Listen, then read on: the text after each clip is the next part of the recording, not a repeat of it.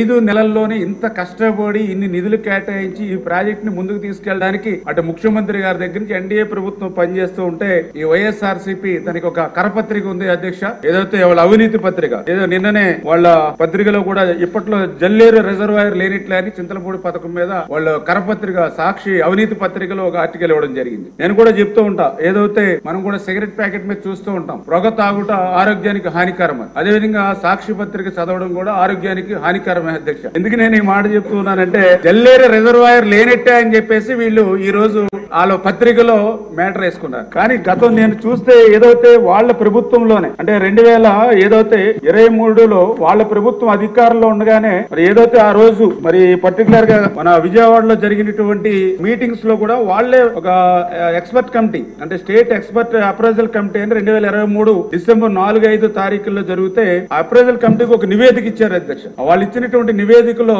చాలా క్లియర్ గా submit affidavit for stating that no earthen dams and no reservoirs are proposed to be constructed in the project అంటే చాలా clear గా దాంట్లో affidavit submit చేశారు. ఈ చింతలపూడి ప్రాజెక్ట్ లో రిజర్వాయర్స్ ఏమీ కూడా మేము ప్రపోజల్ చేయట్లేదని వాళ్లే ఆ రోజు రిజర్వాయర్ ని ఎత్తేసినటువంటి పరిస్థితి అధ్యక్ష. దాని తర్వాత మళ్ళీ వాళ్ళు గవర్నమెంట్ కూడా ఒక లెటర్ కూడా రాశారు అధ్యక్ష. మళ్ళీ డిసెంబర్ 2023లో చాలా క్లియర్ గా అందులో కూడా మెన్షన్ చేశారు అధ్యక్ష. Jalleru reservoir component is deferred public kept aside as Jalleru reservoir component exit in the original as well as revised administration approval given by the government అంటే మేము ఏదైతే జల్లేరు రిజర్వాయర్ ని వదులుకున్నామో దీన్ని పక్కన పెట్టామని చాలా క్లియర్ గా వాళ్ళ ప్రభుత్వంలోనే అఫిడవిట్ ఇచ్చి వాళ్లే గవర్నమెంట్ కి లెటర్ రాసి ఈ రోజు ప్రభుత్వం మారిన తర్వాత ప్రతిపక్షంలోకి వచ్చిన తర్వాత ఇటువంటి బురద జల్లేటువంటి కార్యక్రమం వాళ్ళు చేస్తున్నారు అధ్యక్ష. ఏది ఏమైనా ఈ రోజు ఎన్డీఏ ప్రభుత్వం కృతనిశ్చయంతో, ఎందుకంటే ఈ రోజు ఏదైతే ఈ యొక్క 10-12 నియోజకవర్గాలకి నీరు అందించడమే కాదు అధ్యక్ష,